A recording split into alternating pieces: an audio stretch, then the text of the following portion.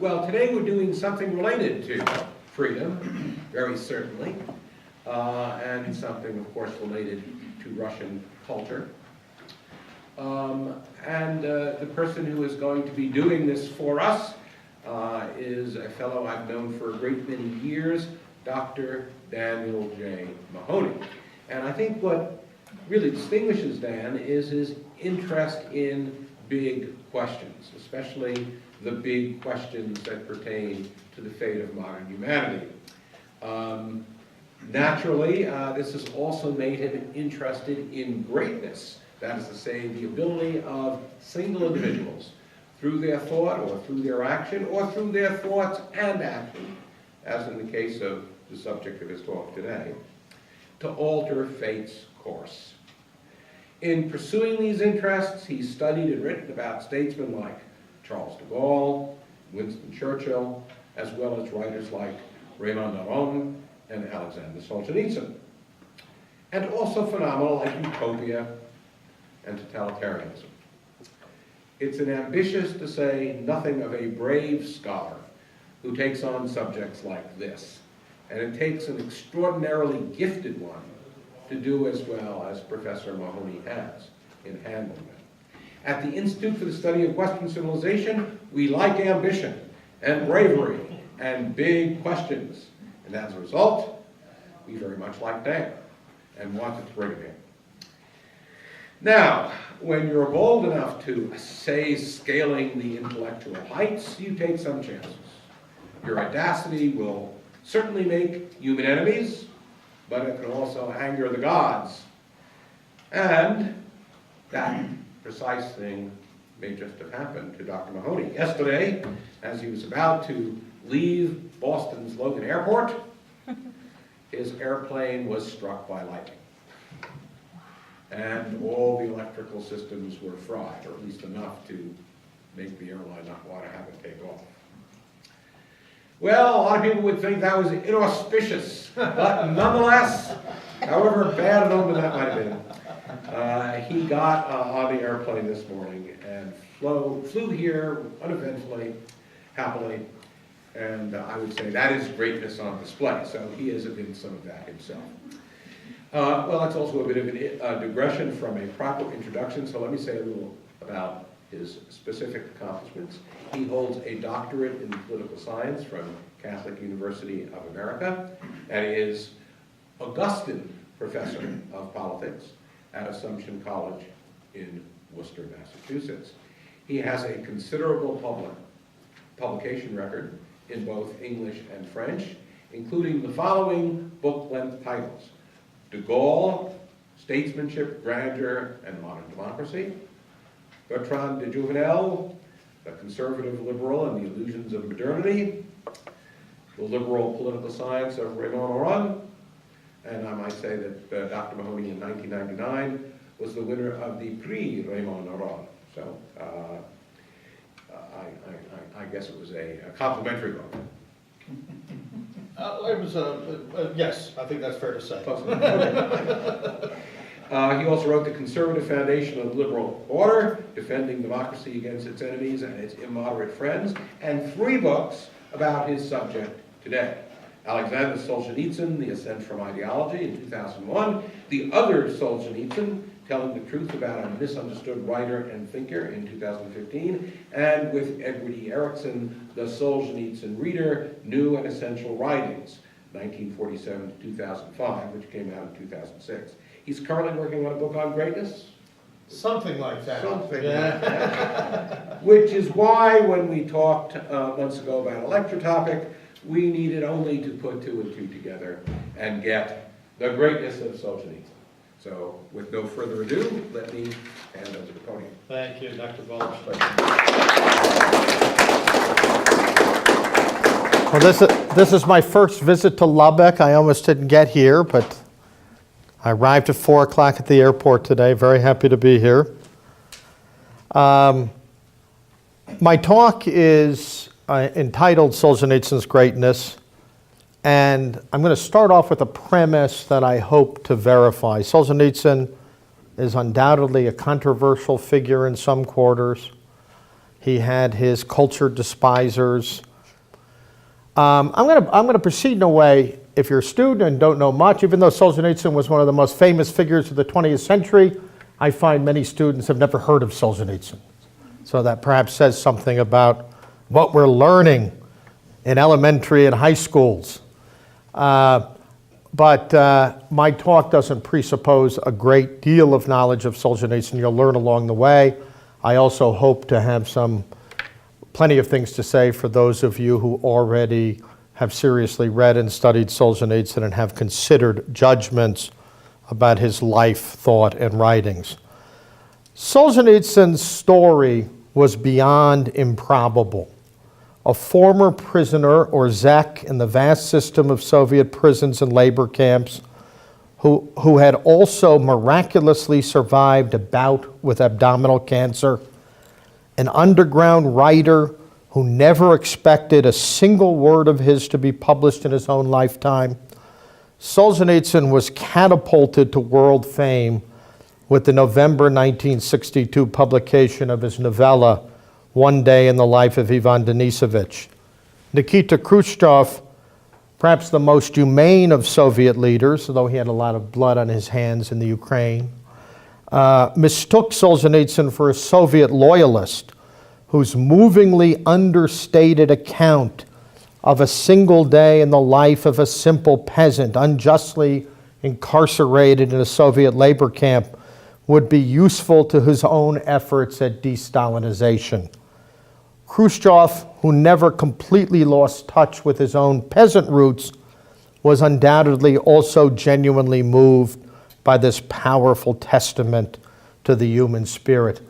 By the way, Alexander Tvardovsky, the editor of Novy Mir, tells the story when he first got the manuscript of One Day in the Life of Ivan Denisovich. He started reading it, and then he went upstairs and changed his clothes, put on his best clothes, because he said after 4 or 5 pages, he knew he was reading a Russian classic. And he sat in bed in his suit, reading the rest of the book. The soon-to-be deposed Soviet leader may have been the first to misunderstand and underestimate Solzhenitsyn. Now, Solzhenitsyn was a writer in the grand 19th century Russian literary tradition who was supremely confident in the power of literature, rooted in truth and the best ethical traditions of Russia and the West, to defeat violence and lies, the twin pillars of 20th century totalitarianism. And he was right. The Gulag Archipelago, his monumental 3-volume experiment in literary investigation, by the way, a book that has sold 40 million copies in 30 languages. I recommend the authorized abridgment because very few busy modern men and women have the determination to read all 1,500 pages. The 500-page abridgment gives you all the highlights and the powerful witness and the powerful writing without making extraordinary demands on our time or capacities. The Gulag Archipelago, Solzhenitsyn's monumental 3-volume experiment in literary investigation, as he suggestively subtitled that remarkable work, did more than any other piece of writing or political act in the 20th century to delegitimize the entire communist enterprise.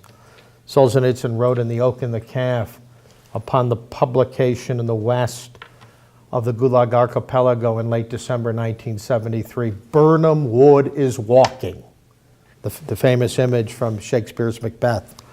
Solzhenitsyn traced the origins of totalitarian repression and the Gulag concentration camp system to Lenin himself. He showed beyond doubt that Leninist communism was beyond redemption and that the distinction between a good Lenin and a bad Stalin was untenable on both moral and historical grounds. And a voice that was at once sardonic and graceful, the former zek mocked the progressive doctrine Marxist-Leninism and showed that it did not contain a single truth about the nature of man, society, or the human soul. The publication of the Gulag Archipelago in Paris on December 28, 1973, led to Solzhenitsyn's forced exile from the Soviet Union. An exile he neither sought nor welcomed. You may remember that Solzhenitsyn lived for 2 years in Zurich and then lived with his family in Cavendish, central Vermont, Cavendish, Vermont, from 1976 until his return to post-communist Russia in May of 1994. His forceful, in the West, he faced a new set of challenges, including the incomprehension of Western elites who mistook this brave, if sometimes prickly, anti-totalitarian writer and moral witness as an advocate for new forms of authoritarianism. His forceful criticisms of the détente policy of the 1970s and his call for firm and principled opposition to every form of totalitarian aggression were unwelcome in quarters that opposed the Vietnam War and by those who took the division of Europe, the semi-permanence of the Iron Curtain, for granted. In his famous June 8, 1978 commencement address at Harvard University, Solzhenitsyn criticized neither political liberty nor the rule of law. Rather, he took aim at the decline of civic courage in the West, as well as a legalism divorced from voluntary self-restraint and the cultivation of the higher capacities of the human soul. In the climate of the time, the thoughtful and challenging words of a self-described friend, Solzhenitsyn began his remarks at Harvard saying, "I speak some bitter truths as a friend." These words were dismissed as the fulminations of an absolutist who believed he had a monopoly on the truth. This was not the Western intellectual class's finest hour. Solzhenitsyn's return to Russia in 1994 brought a different set of challenges and burdens, as Solzhenitsyn faced the initial apathy of a public that did not want to come to terms with the crimes of the communist past, and the rise of a new oligarchy, as he was the first to call it in his speech to the Duma in October 1994, an oligarchy disguising itself as a democracy. In the West, and in Russia too, at least among the left liberal Muscovite intellectuals, Solzhenitsyn continued to be lied about, as no great writer or public figure has been lied about in modern times. He responded to these terrible distortions: theocrat, anti-Semite, a new Russian Ayatollah, for the first and last time in a masterful 1983 essay called Our Pluralists. The English text appeared in Survey. He was above his critics' pettiness and in any case preoccupied with his two great moral and literary missions. Now, the first mission was to tell the truth about communism and all its works, as he did in the Gulag Archipelago and in so many of his speeches and writings until the day he finally left this earth in August 2008. The other mission was to recover the full truth about Russia's past, a past that had been distorted beyond all recognition by the Soviet propaganda machine. This Solzhenitsyn attempted to do, particularly in his great multi-volume chef d'oeuvre, The Red Wheel, consisting of 4 knots, August 1914, November 1916, March 1917, and April 1917 in 10 volumes. By the way, only August 1914 and November 1916 have appeared in English, although the Kennan Institute has a Solzhenitsyn translation project which hopefully will complete the translation of the whole Red Wheel by the end of the centenary year of Solzhenitsyn's birth, which was 1918. Initially, I think they were hoping for the centenary of the Russian revolutions of 1917, but that's next year. So they need another year. That work, coming in at no fewer than 6,000 pages in Russian, combined fiction, dramatized history, and a full array of modernistic literary devices, including innovative screen sequences and newspaper and newsreel reports. Its thesis was that there was nothing inevitable about the Bolshevik Revolution, as Marxist-Leninist ideology had proclaimed that human action, agency, and statesmanship could have put Russia on the path to rational and humane liberty.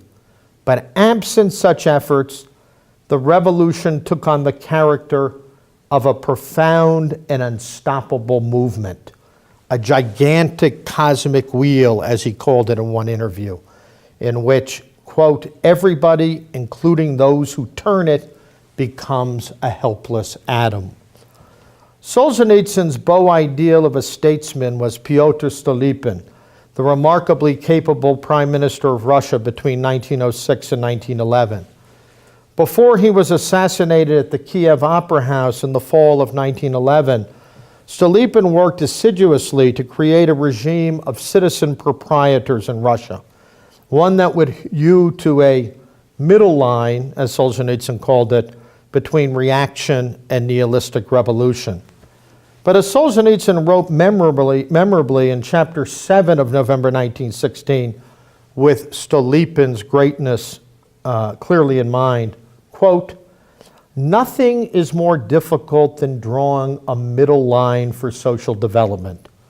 The loud mouth, the big fist, the bomb, the prison bars are of no help to you, as they are to those at the two extremes. Following the middle path demands the utmost self-control, the most inflexible courage, the most patient calculation, the most precise knowledge. Contrary to legend, Solzhenitsyn saw himself as a true liberal who saw through the false liberals, like the cadets, the constitutional Democrats in Russia in 1905, who persisted in seeing no enemies to the left. That, for Solzhenitsyn, was the problem of Russian liberalism, the failure to acknowledge that there were enemies to the left. In literature and politics, Solzhenitsyn defended what he called, in a January 19, 1993 address to the National Arts Club in New York, a, quote, healthy conservatism that was, quote, equally sensitive to the old and the new, to venerable and worthy traditions, and to the freedom to explore without which no future can ever be born. Let me just say a word about one thing that separates Solzhenitsyn's view in the Red Wheel from standard Russian liberal accounts. I think in the standard liberal and democratic narrative, February 1917 is sort of a golden moment, that brief outbreak of Russian liberty, of democracy, short-lived, of course, with a very weak and ineffectual provisional government. But nonetheless, most Russian liberals see the February Revolution as a positive development before the disastrous turn in October with Lenin's coup d'etat. Solzhenitsyn thought that February 1917 was the real calamity, that it made October 1917 and the rise of Bolshevism inevitable. By the way, Solzhenitsyn planned for the story of the Red Wheel to go all the way up to 1922, with 5 epilogues going up to 1945. But he, I think, wisely decided in the early 1990s that he would end in April 1917, and he added a 150-page epilogue tracing the Civil War and the consolidation of Lenin's rule. In March 1917 and April 1917, the focus becomes the February Revolution, the ostensibly democratic revolution that unseated Tsarism. For Solzhenitsyn, here was the true revolution and the enduring disaster. Solzhenitsyn came to see Red October, the October Revolution, as a secondary coup d'etat made possible by the ineffectual character of the Tsarist regime, the ineffectual character of the new order that had risen after the overthrow of the Tsarist regime in February 1917. The February Revolution witnessed the destruction, again, this is Solzhenitsyn's view, of any prospect for ordered liberty in Russia. In his view, the old order needed to be preserved and reformed, built on the precious and fragile legacy of Stolypin, whose fortitude was needed instead of the Tsar's inaction and pusillanimity. I should say the Red Wheel contains a truly devastating dissection of Nicholas. You know, the man, he's not Solzhenitsyn's Nicholas is not a bad human being, but he is an awful emperor, a man of colossally bad judgment, and a man who has much to do with the pernicious and inexorable unfolding of the Red Wheel. So what was needed was the fortitude of Stolypin and not the inaction and pusillanimity of Tsar Nicholas. The entire narrative of March 1917 conveys this point. Solzhenitsyn puts it with even more force in Reflections on the February Revolution, originally completed in 1983 and published in 1995 and reprinted again in 2007 for the 90th anniversary of the February Revolution of 1917. The 4 parts that make up this essay were originally written to be introductions to the 4 parts of March 1917, but Solzhenitsyn decided they would distort the literary form of the presentation, so he published them separately. So as he writes in Reflections on the February Revolution, quote, "Monarchy is a strong system on the condition that the monarch is not too pusillanimous. Comport oneself as a Christian on the throne, agreed, but not to the point of forgetting one's duties or the nation's business in a way that blinds oneself to approaching catastrophe." In that same essay, Solzhenitsyn faults Tsar Nicholas for failing to take a series of defensive moves, including sending reliable troops to crush the rebellion in Petersburg, making sure bread was readily available, and cutting telegraph lines between Petersburg and Moscow. These steps might have thwarted the revolution before it had time to get off the ground. If the Tsar had sent reliable troops to Petersburg, he would have risked bloodshed. But Solzhenitsyn also notes everything that would have been averted. It's a tough-minded reflection by a Christian who knows that difficult choices have to be made in this imperfect world. Even if some had died in the effort to maintain the existing political order, this, quote, would not have had the least resemblance with the Civil War, which lasted 3 years on the vast expanses of Russia, with the criminal exactions of the Chekists, the secret police, the epidemic of typhoid, successive waves of crushed peasant rebellions, the Volga basin suffocated by famine, and then a half-century of the infernal gnashing of the Gulag. The Tsar's weakness, especially his overweening concern for his family, led to a betrayal of the Russian nation and people by a man whose responsibility had been conveyed to him by, quote, heredity, by tradition, by God himself. And once this decent but thoroughly mediocre Tsar fell, Russia was left to the equally pathetic inaction and lack of will of the democratic provisional government and of the liberal and socialist forces dominating the Duma. The pathos of that outcome is dramatized most sadly in chapter 27 of April 1917, when disabled veterans assemble at the Duma and the Tauride Palace and implore the government to do something about Lenin and his provocateurs. Lenin has just returned to Russia with the duplicitous help of the German enemy. These disabled veterans rightly see him as a traitor, actively undermining the war effort. These men of sacrifice and suffering fathom the malevolence of the Leninist left, but the provisional government is blind and feeble. No one comes to their defense, the veterans. The Leninists beat up some of the disabled veterans and hurl obscenities. All that the leaders of the new Russia can do is mutter pieties about free speech. a free speech that is said to belong even to those who plan to bury civilization once and for all.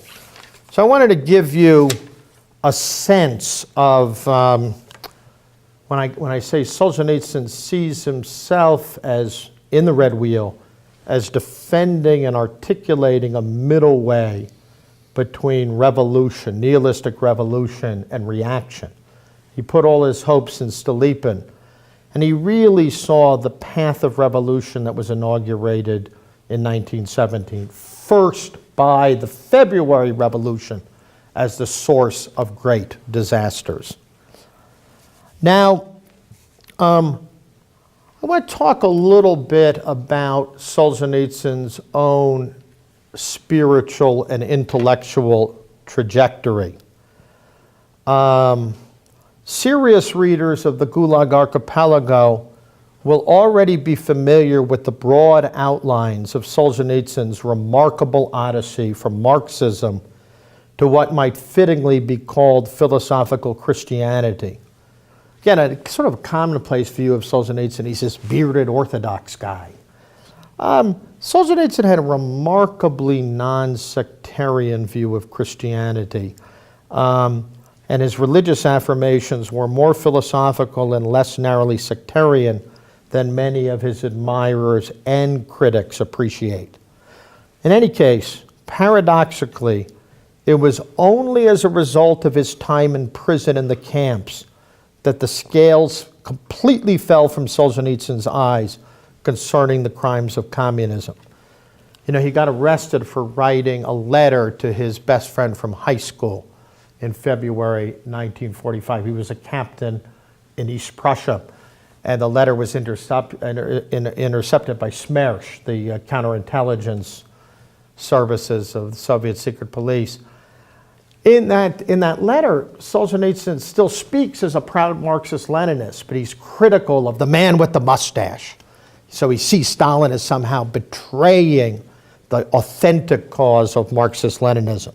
That would change. That view of Solzhenitsyn's would change very quickly. Before his arrest in February 45, he had indeed been a true believer in Marxist-Leninism. From time to time, he felt doubts stirring in his soul, but he always found a way to retain his underlying confidence in the justice and necessity of the revolutionary project. In a wonderful book called Love the Revolution, ! It's a novel Solzhenitsyn wrote. Solzhenitsyn composed 12,000 words, 12,000 lines of poetry and prose. He memorized them with the help of a rosary in prison and camps between 45 and 53. So he wrote extensively without a pen. And he used the rosary as a mnemonic device to memorize the writings he composed in his mind. In any case, a novel dates from this period called Love the Revolution. And Solzhenitsyn's alter ego in Love the Revolution is a character named Gleb Nurzhin. Gleb Nurzhin is also the authorial alter ego in the great novel In the First Circle. So in Love the Revolution, Gleb Nurzhin hears an account of the horrible conditions in slave labor camps and copper mines in the Russian Northeast. A momentary chill comes over, I'm going to say Nurzhin Solzhenitsyn, this is clearly autobiographical, and he is confronted by, quote, the icy wind of this incomprehensible world. Quote, but thanks to a sort of internal flexibility, unquote, his convictions are never definitively shaken by these revelations. He is still able to shunt to the side discomforting truths that reveal the Marxist appeal to historical necessity to be the monstrous chimera that it is.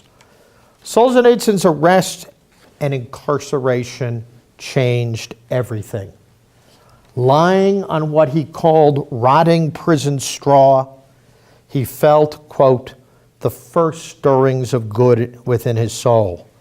In the famous words of the Gulag Archipelago, it was, I quote, gradually disclosed to him that the line separating good and evil passes not through states, nor between classes, nor between political parties either, but right through every human heart and through all human hearts. But Solzhenitsyn's was not a simple or unmediated return to the faith of his childhood. His recovery of belief was above all made possible by rational reflection on his experience of human nature in extremis.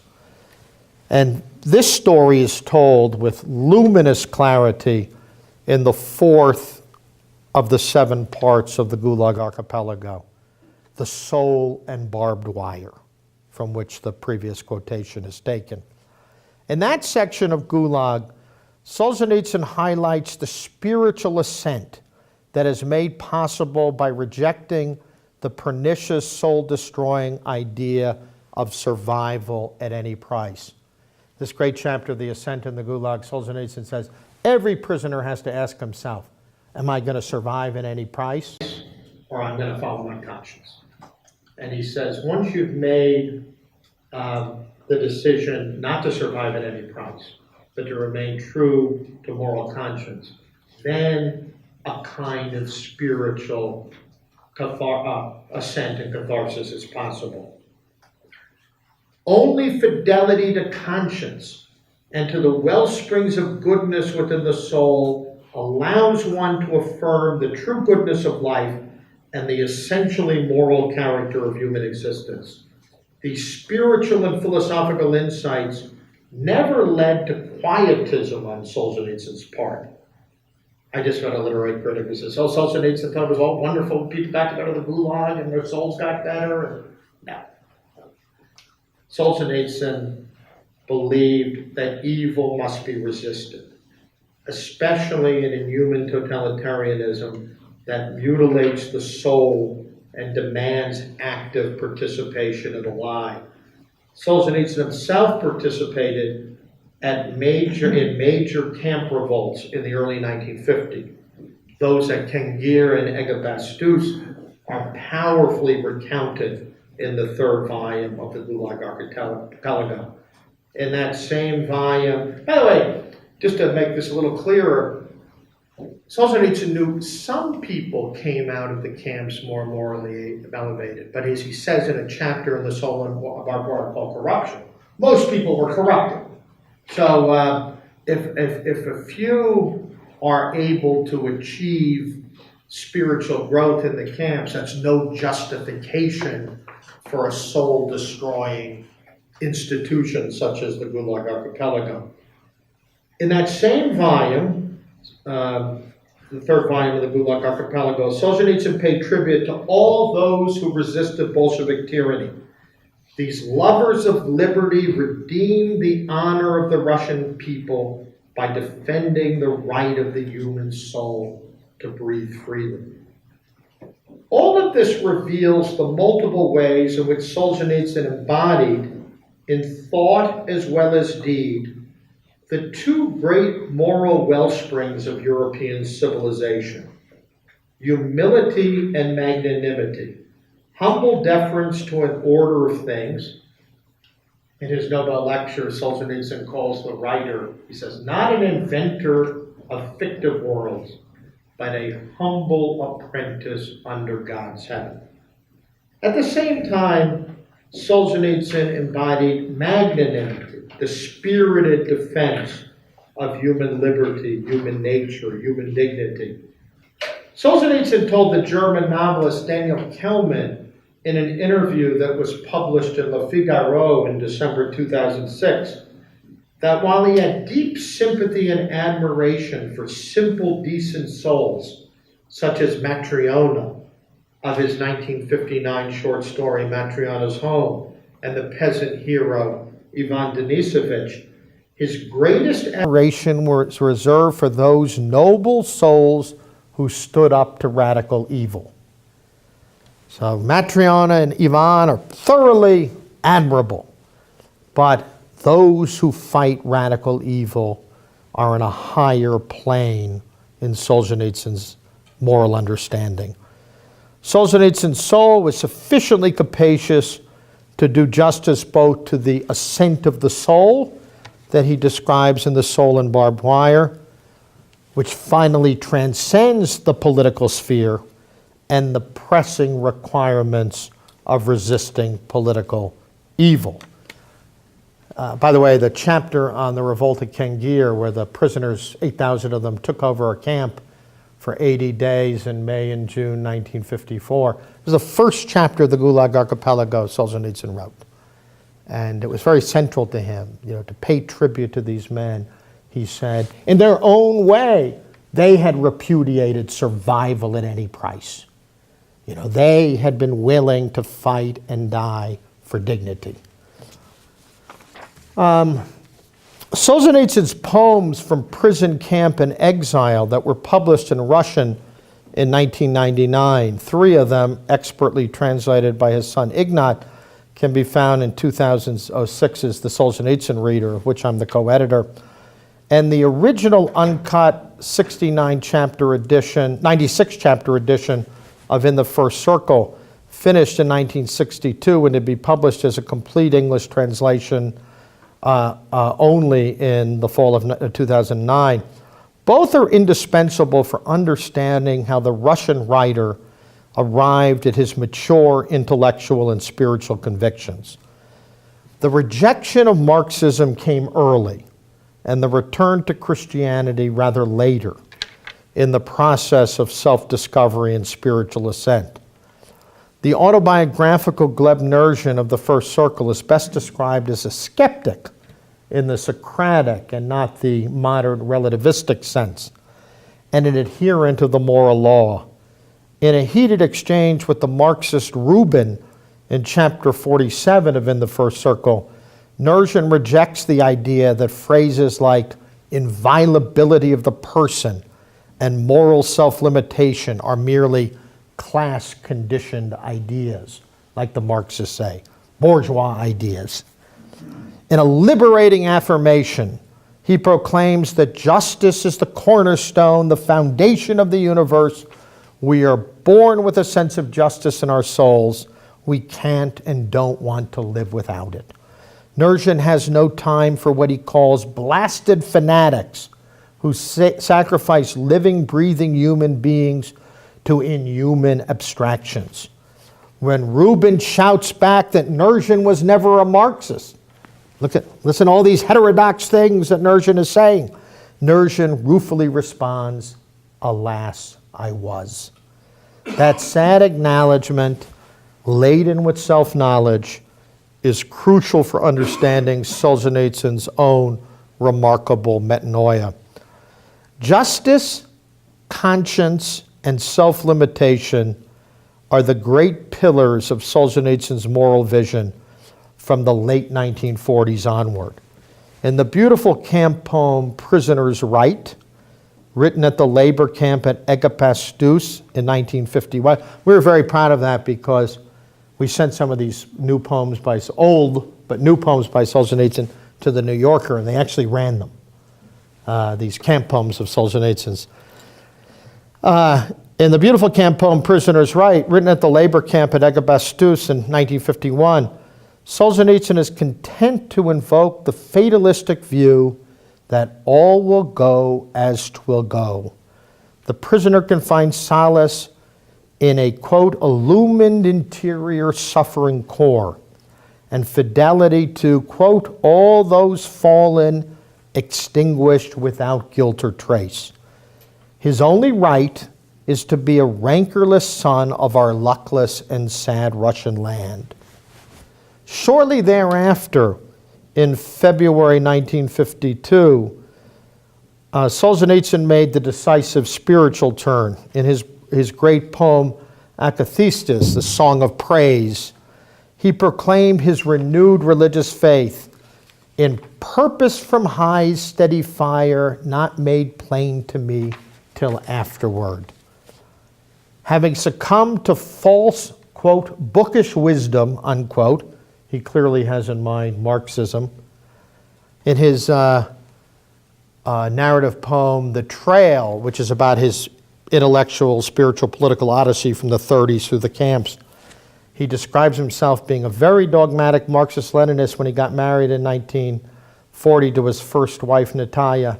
He got up early on his honeymoon to read Engels and Das Kapital. So that's the beginning of his marriage. I wouldn't recommend doing it. He now looks back with, quote, gratitude trembling on the meaningless life I have led. He proclaims his faith in the living God and draws sustenance once again from the water of being. But it should never be forgotten that Solzhenitsyn's Christian affirmation builds upon and deepens, but never repudiates, the previous moral and philosophical turns at the heart of his rejection of Marxist-Leninist ideology. Solzhenitsyn's vision is first and foremost a moral vision available to thinking and acting man on the basis of reason and experience. In Solzhenitsyn's view, Christianity gives the most compelling and self-conscious account of the drama of good and evil in the human soul that the depredations of totalitarianism paradoxically brought to the forefront. I'll try to wrap up in the next 10 minutes. Let me just say a word or two about the sort of standard journalistic and academic impressions of Solzhenitsyn, his views on democracy, his views on Russia and the West. When Solzhenitsyn died on August 3rd, 2008, there were many commentaries about his life, and most of them I think were respectful, but many of them repeated hoary distortions that just won't go away. One of those distortions is that Solzhenitsyn was an equally implacable critic of Western democracy and Soviet totalitarianism. Solzhenitsyn never presented what I would call a total critique of the West. He admired the West's political liberty. He admired its immense moral and religious resources. He admired its freedoms. He also saw that the best of the West was being challenged by deeply troubling subjectivist and relativistic currents in its cultural, moral, and intellectual life. He began writing about this in the 70s. You can read about it in his unpublished memoir, unpublished in English memoir, which will come out as part of the Kennan Institute Translation Project, The Little Grain, which is a 2-volume work that covers Solzhenitsyn's years in the West between 1974 and 1994. Yes, My American Years came out 5 years ago in Germany, but has not yet appeared in the United States of America. Very strange why New York publishers were not interested in bringing out Solzhenitsyn's one as good as The Oak and the Calf, which is covers the years 60 to 74. The Little Grain covers the years 74 to 94. Powerful, wonderful, inviting book, and Solzhenitsyn at his very best. But in The Little Grain and elsewhere, Solzhenitsyn expresses an admiration for local self-government. He thought Russia desperately needed to learn a civic experience to build democracy from the bottom up. As he said in a July 2007 interview with Der Spiegel, "I have always insisted on the need for self-government for Russia, but I never opposed this model to Western democracy. On the contrary, I have tried to convince my fellow citizens by citing the examples of highly effective local self-government systems in Switzerland and in New England." And in 2 books, Rebuilding Russia from 1990 and Russian Collapse from 1998, Solzhenitsyn wrote at some length, in an almost Tocquevillian way, about, again, instead of having these plebiscitarian elections, have really the need to cultivate the practice of self-government from the bottom up, that would be one of the great tasks for the Russian people in the future. And again, this theme has been developed at great length in all his political writings over the last 20 years. Solzhenitsyn repeatedly affirmed three broad moral and political desiderata after returning to Russia after 20 years of Western exile in May 1994. The importance, as I just said, of patiently building democratic self-government from the bottom up, the need for repentance for the crimes and lies of the communist period, and the need to put the preservation of the people, racked by 7 decades of communist totalitarianism and a decade or more of rapacious oligarchic corruption and manipulation, above all ideological considerations. Solzhenitsyn did, it is quite true, welcome a certain social restoration under the Putin regime. He believed that the very existence of Russia was threatened in the late 90s, not by a market economy, but by a criminal kleptocracy that promoted spurious reforms in the top-down spirit of Bolshevism. After his return to Russia, the author of the Gulag Archipelago continued to speak out for the humiliated and injured. He was pained that so many in the West mistakenly saw the Yeltsin years as a model of true democratic and capitalist reform. But as he told Russian state television in June 2005, the task of building self-government in Russia still lies very much in the future. Solzhenitsyn never confused Putin's Russia with a liberal or democratic regime, and he argued in his Der Spiegel interview in July 2007 that it was unhealthy for Russia to have no real opposition to speak of, except for the shamelessly unrepentant communists. To his last breath, the greatest Russian writer of the 20th century remained a critic of the false patriots who, quote, preferred a small-minded alliance with our communist destroyers, as he strikingly put it in 1998's Russian collapse. He was very much against the red-brown coalition. He's called Zhirinovsky an evil caricature of a Russian patriot. In the same work, he excoriated radical nationalists who elevated, quote, one's nationality above our higher spiritual plank, above our humble stance before heaven. He was in no way anti-Western, even if he continued to lament the West's stubborn refusal to distinguish between things Russian and Soviet. At the end of his life, he believed that the United States had failed to reciprocate Russia's clear and unambiguous helping hand after 9/11, as he put it in the Der Spiegel interview.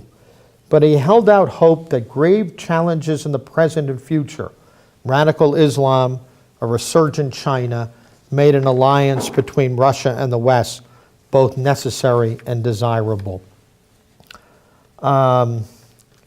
Contrary to legend, he also despised those on the lunatic fringe who blamed Russia's troubles on Jews and Freemasons. See chapter 26 of Russia in Collapse.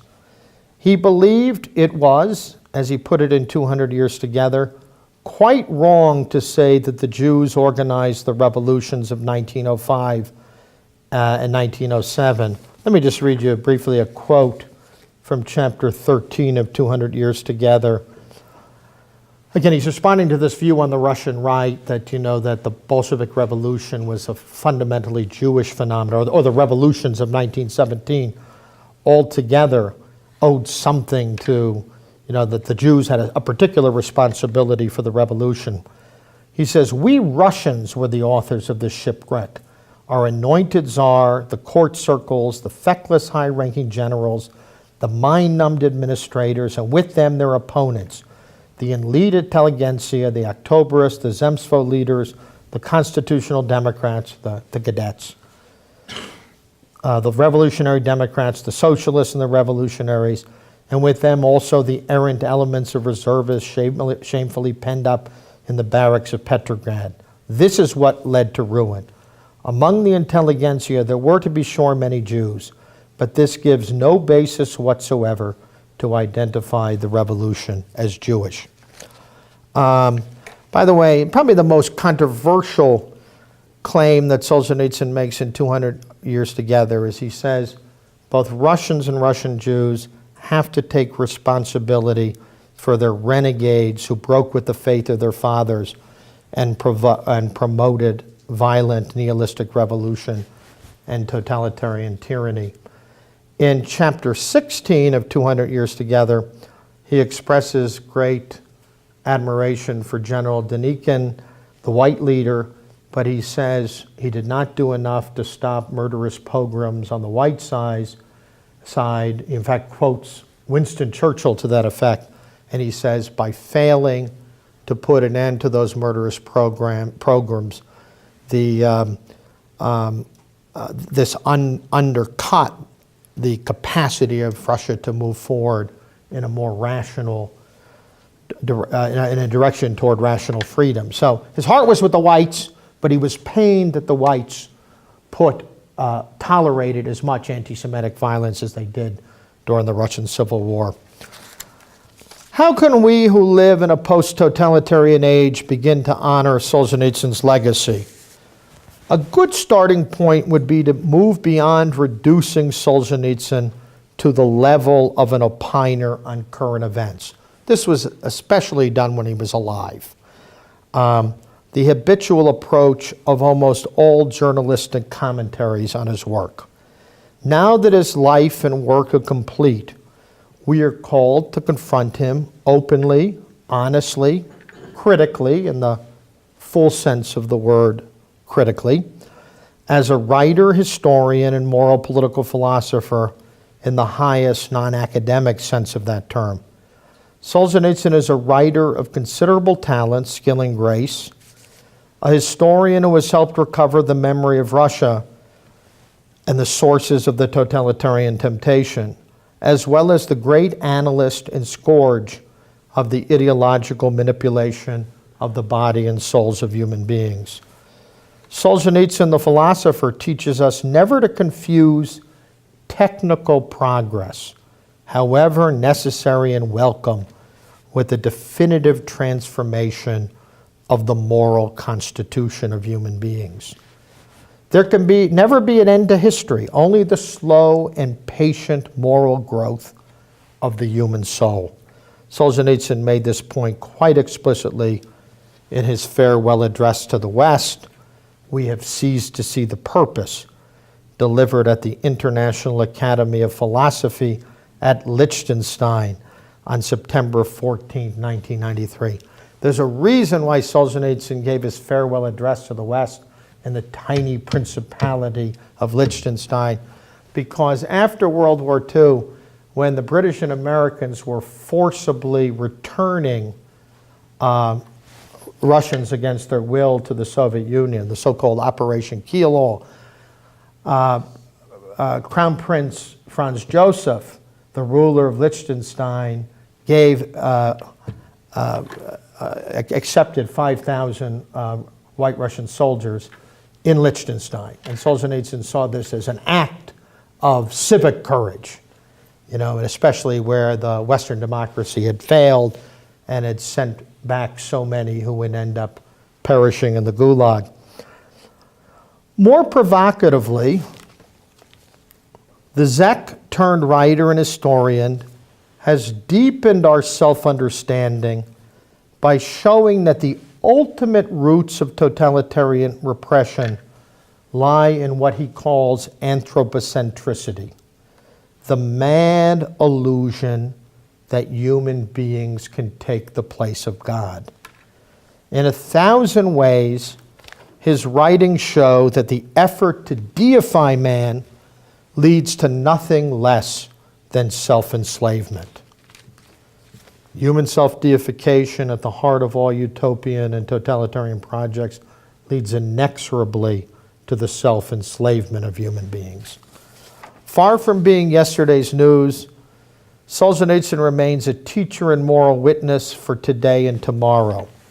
His writings will continue to speak to the hearts, souls, and minds of all those who cherish human liberty and dignity as we work to free ourselves from contemporary, if milder, versions of what he called the lie, the illusion that human beings can live well without virtue, and that the historical process or some ideological technique of social action can put an end to the great drama of good and evil in the human soul.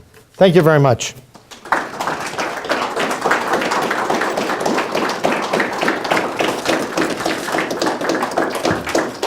Well, I'm sure Dr. Mahoney would be happy to take questions. Always happy to take questions. Yes? You said that he gained a moral understanding in the Gulag before he had something of a spiritual reawakening. I think I said something like that. In other words, Solzhenitsyn repudiated the Marxist idea that traditional conceptions of the true, the good, and the beautiful were just bourgeois, class-conditioned ideas. He recovered a notion of natural justice. Justice is the cornerstone of the universe. He rejected, you might say he rejected moral relativism and affirmed the ontological reality of good and evil in the soul and in the world before he explicitly returned to the faith of his fathers. That came later. And I think we can really mark exactly when that happened, when he wrote the Song of Praise in 1952. Because the arguments in the first circle, I cited chapter 47, where you have this, Reuben is this great character in the first circle who Nursian loves, but Reuben is a communist who's been arrested but still defends the revolution, still defends Marxist ideology, still defends the essential choice-worthiness of the revolution. And they're having this exchange, and Reuben can't believe what he's hearing. You know, he's hearing Nursian, in effect, recovering, endorsing, affirming a view of the world that Reuben can only dismiss as claptrap, idealism, all this kind of stuff. That novel is set in the winter, Christmastide, 49, a couple days around the Western Christmas in 1949. The Song of Praise, where Solzhenitsyn says, "Great God, I believe again," the explicit reaffirmation of his faith in a theistic and providential God, and a subsequent return to the Orthodox faith. We can date that from about 1952. So there was an odyssey. He begins in 45 when he writes to his high school friend from the Eastern Front. He begins as a Marxist critic of Stalin's abuses. By 49, he's thoroughly rejected Marxism. He is affirmed, we could call it moral realism, or a doctrine of moral self-limitation, or a doctrine of natural justice. And then a couple years later, there's the explicit reaffirmation of his religious faith. So we can pretty much track it from that period between about 1945 and 52. That leads to my next question, if I may. Sure. And that is, how was he able to establish a moral foundation in the absence of some Christian worldview? Well, you know, I think we make a mistake. I'm a Catholic, so I don't make this mistake. The Catholic view is, you know, natural morality is perfectly available to us without revelation. I mean, we can understand the natural virtues. We can understand the truth of justice. We can understand right and wrong without necessarily being believers. Now, of course, ultimately revelation deepens that understanding. But think of what St. Paul, when St. Paul speaks about the law written on the hearts of men. And when he goes to the Areopagus in Athens, you know, he's able to speak to non-believers because they too respond to the call of conscience, to the call of natural justice. So I would say, don't forget, we don't want to comment. Solzhenitsyn had been, I haven't mentioned his mother Taissa or his aunt Irina. But when he was a boy, he lived in terrible poverty. His parents were bourgeois, and everything was taken away from them. They lived in a small hut without heating, without modern plumbing, in terrible penury. But they were Christians, and his Aunt Irina in particular raised him to be a very faithful Orthodox Christian. Solzhenitsyn says in retrospect, one of the saddest moments of his life was in the mid-30s when he joined the Komsomol, and he very self-consciously tore the crucifix that his Aunt Irina had given him off his neck.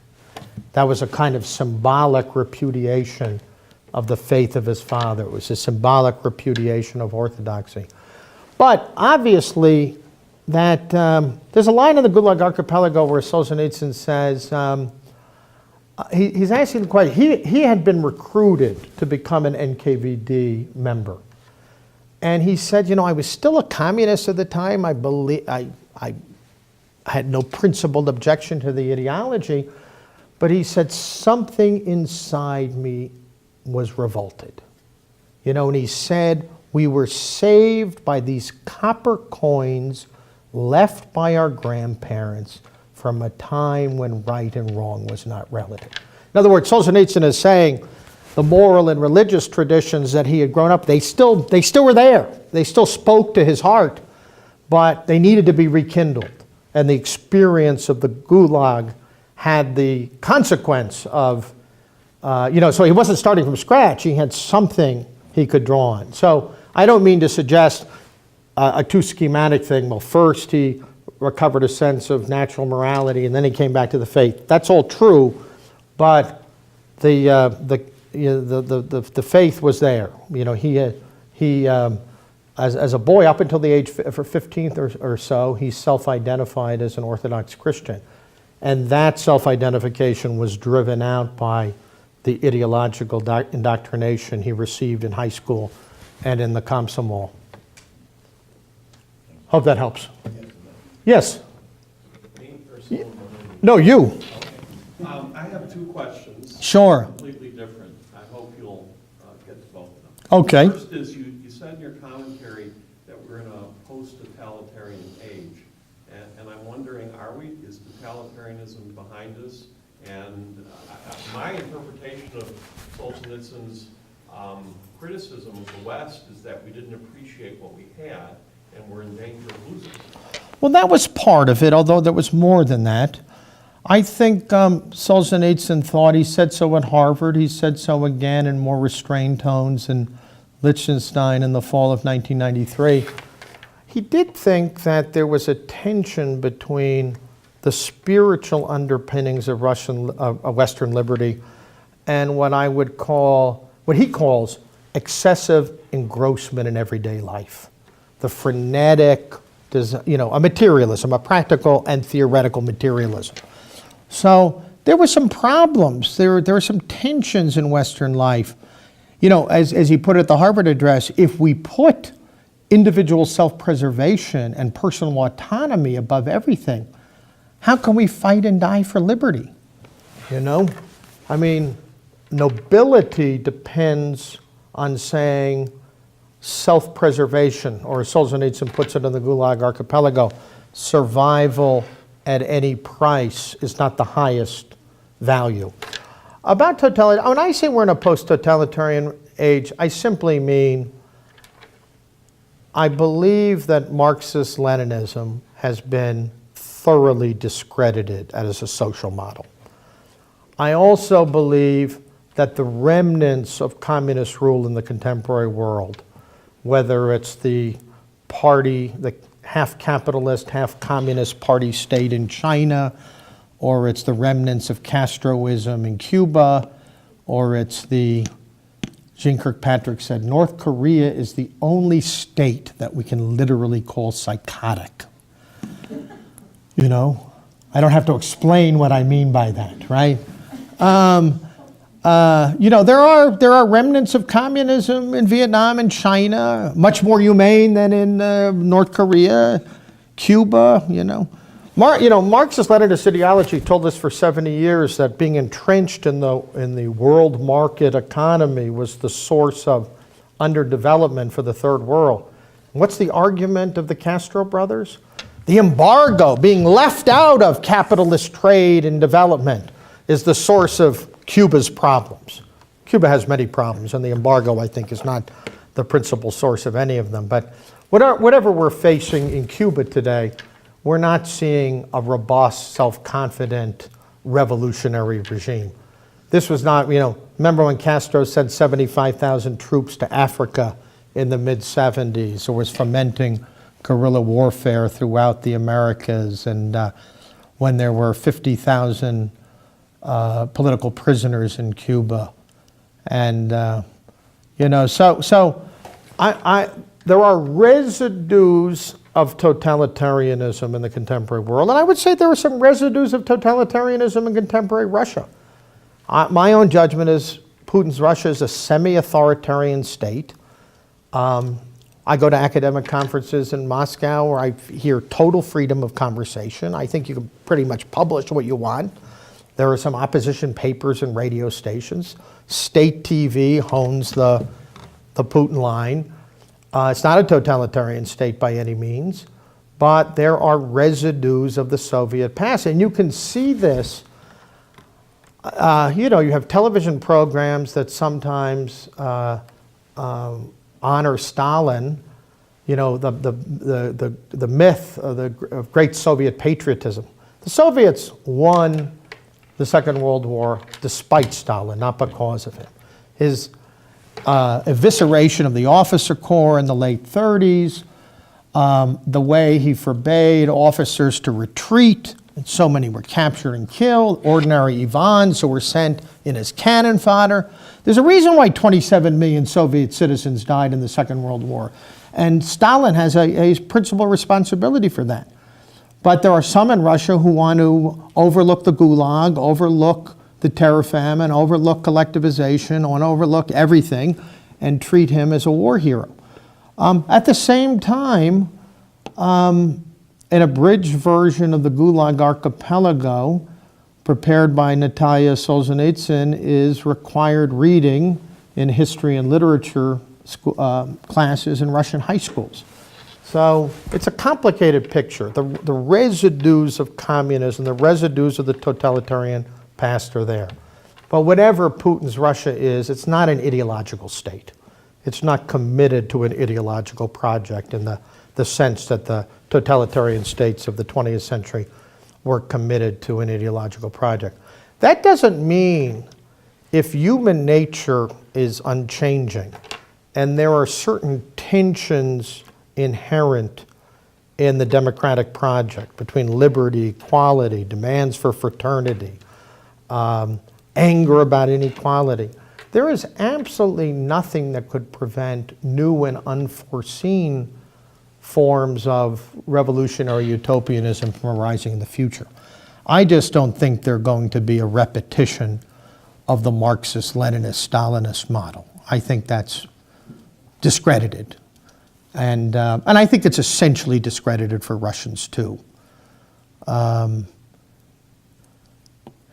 Anyway, you had another question? Yeah. Did Solzhenitsyn have opinions of George Orwell and Boris Pasternak? Solzhenitsyn has published in Novy Mir,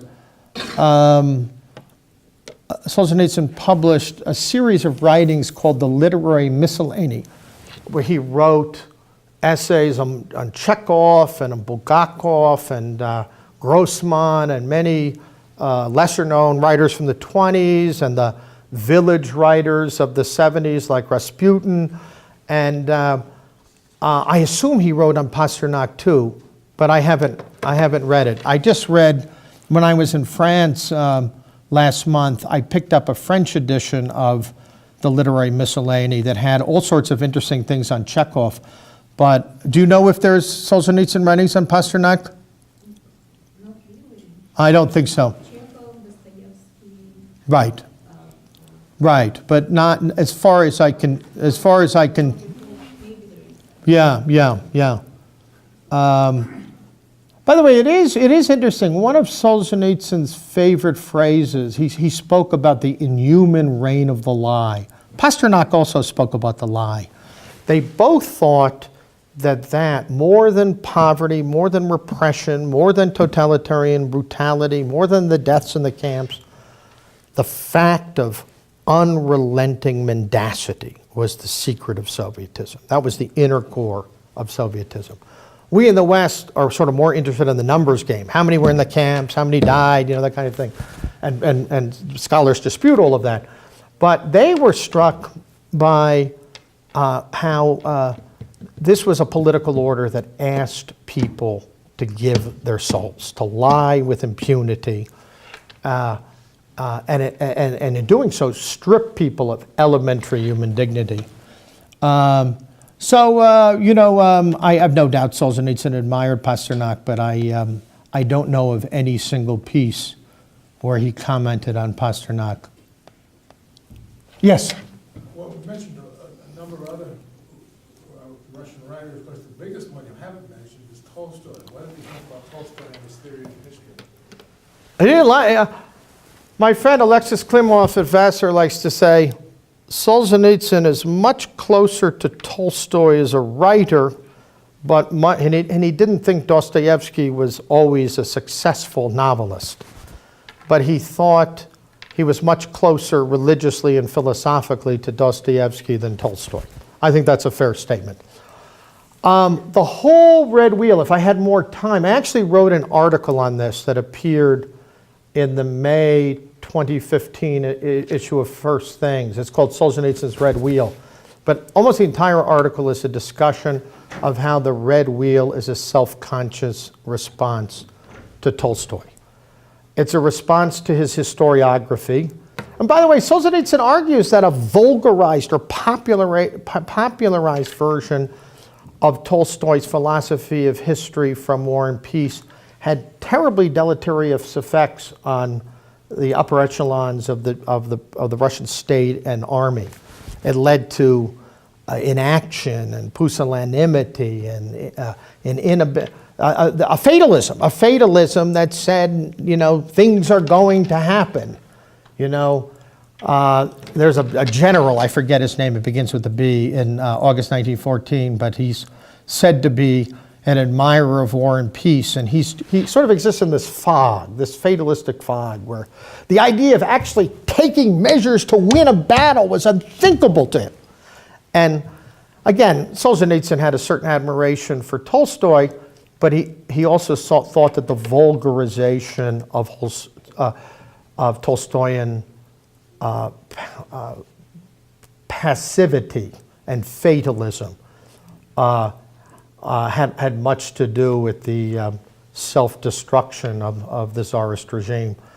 The other thing, Solzhenitsyn's not a pacifist.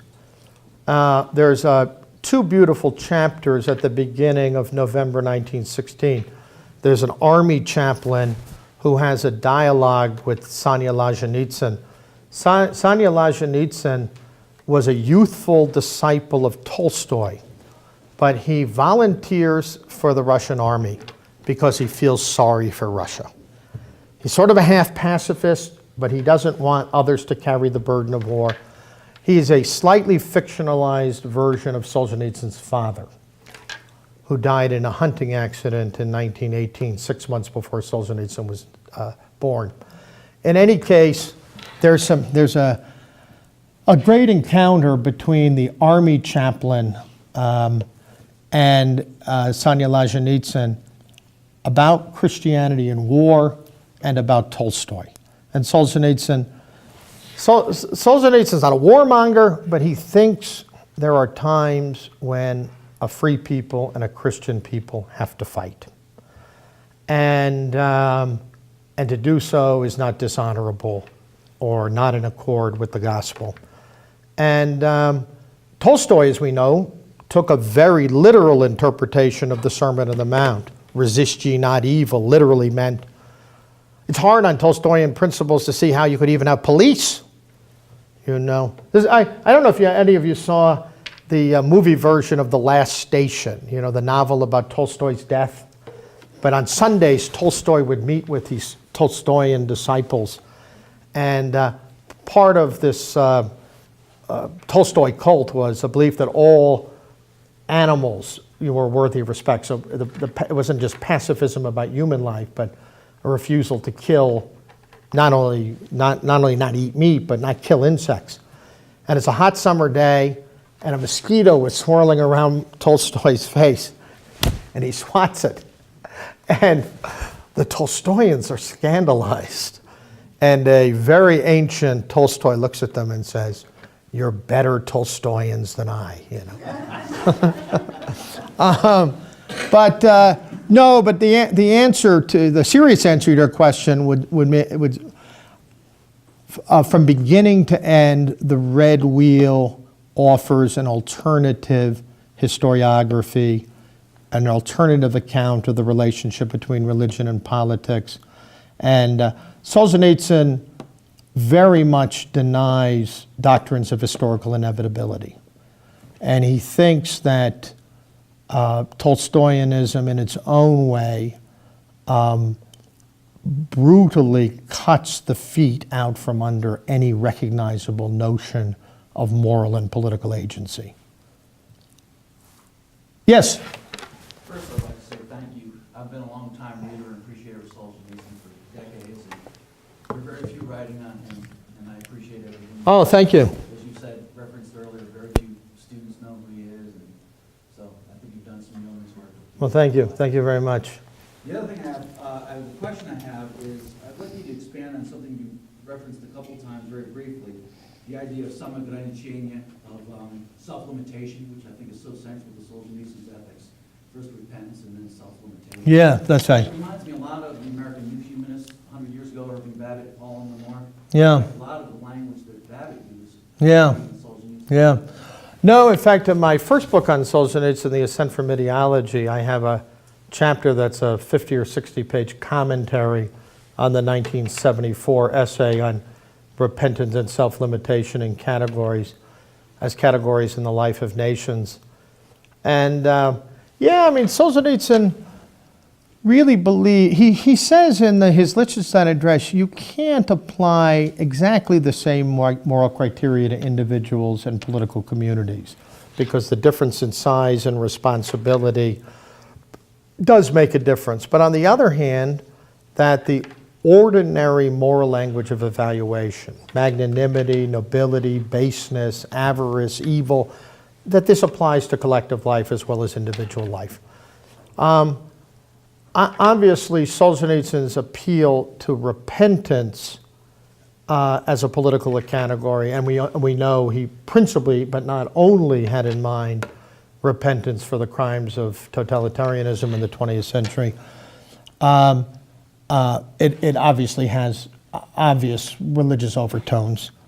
Although I think Solzhenitsyn is trying to get us to see that one doesn't have to be a religious believer to see that the turning of the soul away from evil is a precondition for morally serious human life. Self-limitation, you might say. The French edition of repentance and self-limitation, they translate self-limitation as moderation. But in the French edition of my book, I made them put in autolimitation. Because Solzhenitsyn could have said moderation, but he said, and I think the self-limitation is important because Solzhenitsyn always speaks of voluntary self-restraint, self-limitation. He's not talking about a coercive state. He's not talking about theocratic authorities. He's talking about free peoples who are guided by conscience, by a sense of salutary limit, and who know, as he says, we made a terrible mistake when we threw the golden key of voluntary self-restraint to the ocean floor. So for Solzhenitsyn, now the more tricky thing is when he talks about self-limitation and repentance in the life of nations. For example, the 1974 essay has a long discussion of Polish and Russian history. And he says, if you go back to the Grand Duchy of Poland and Lithuania, the Poles invaded, almost captured Moscow. But he more or less says, if you look at the 20th century, all the aggression came from our side. And, he talks about the killings of the Katyn Forest and the elimination of the Home Army, and the Red Army stopping at the Vistula while the Nazis obliterated the anti-communist Poles, et cetera, et cetera.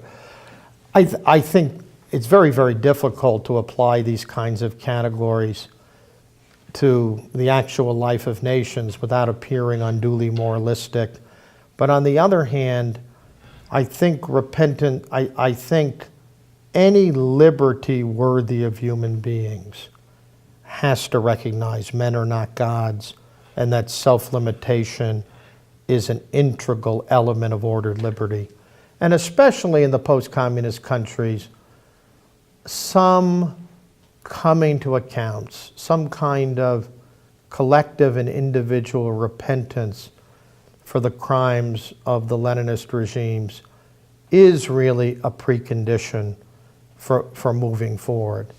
Many people, say the Federal Republic of Germany didn't do enough after 1945. But at least 86,000 people were convicted during the denazification process. Nobody has been convicted in the former Soviet. It's too late for that. When Solzhenitsyn went back to Russia in 1994, he was still hoping that I can think of one prominent Soviet official who publicly repented, and that was Alexander Yakovlev, who was the architect behind Perestroika, who by the end of his life had become the official head of the Presidential Commission on Repression under Lenin and Stalin. And he publicly stated that for 50 or 60 years of his life, he had served an inhuman regime. And he demanded forgiveness from the Russian people. But that kind of act, that kind of solitary act by Yakovlev stands out in a landscape where I think what offended a lot of decent Russians in the 1990s is with privatization, suddenly the old nomenclatura rebaptized themselves capitalists. And rather than being responsibility, rather than there being repentance, rather than there being a giving of accounts, they're getting rich, and Solzhenitsyn knew that his ideas on repentance and self-limitation were never going to become the basis of some kind of explicit political platform. But he thought he wrote that essay as part of a collection called From Under the Rubble. And the thought was, as Russia is emerging from out under the rubble of totalitarianism, one needs a considered reflection on precisely how to move forward. And of course, the discussion in the West was almost wholly economistic.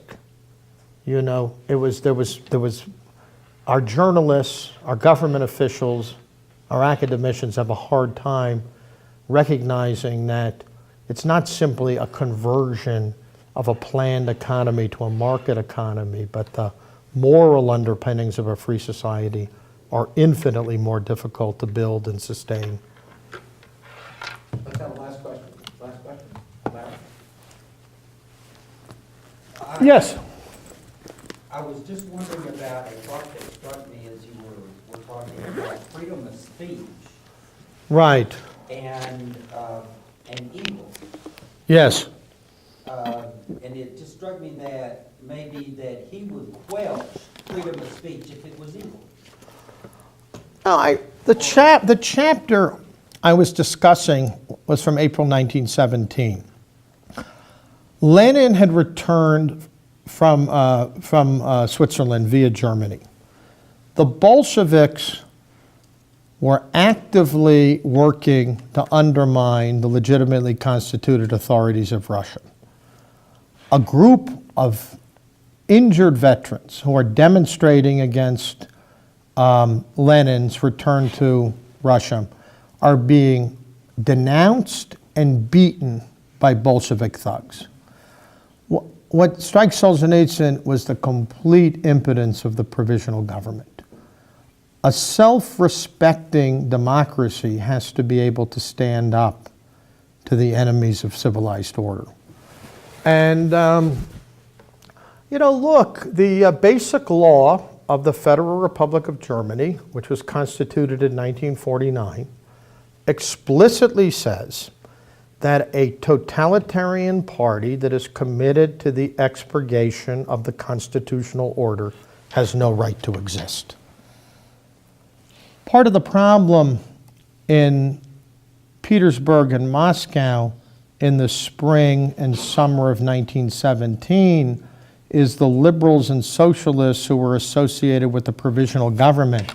They saw no enemies to the left. They were more worried about a right-wing coup, the return of the czarist. There was the Kornilov affair in September of 1917. Instead of recognizing the threat came not from the right, it did not come from some resurgent czarism, it came from those who were committed to establishing a totalitarian state in Russia. So the point of that discussion, it's a prudential question. I would say totalitarians have no principled right to exist or speak. In a society like the United States, 347 million people, let the kooks talk. You draw more attention to them when you restrict their speech. But what if we were a society like Russia in the spring of 1917, where democratic institutions were exceedingly fragile? Or we were a republic like Weimar Germany from 1930 on.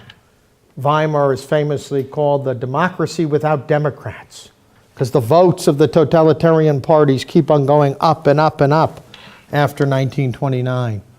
We forget the National Socialist Party won 44% of the vote in January 1933. Its right-wing ally, the Nationalist Party, won 8%. Hitler and his allies won the election in January 33 and then used the Enabling Act through the Reichstag to destroy German liberty, German constitutionalism. So Solzhenitsyn never says restrict people's free speech, but the example, you're dealing with a very fragile situation where the Bolsheviks were not an ordinary political party. They were not committed to political contestation and debate. They were committed to seizing the commanding heights of politics and the economy, etc., and eliminating real and imagined enemies of the people. So that's the context that I would insist on.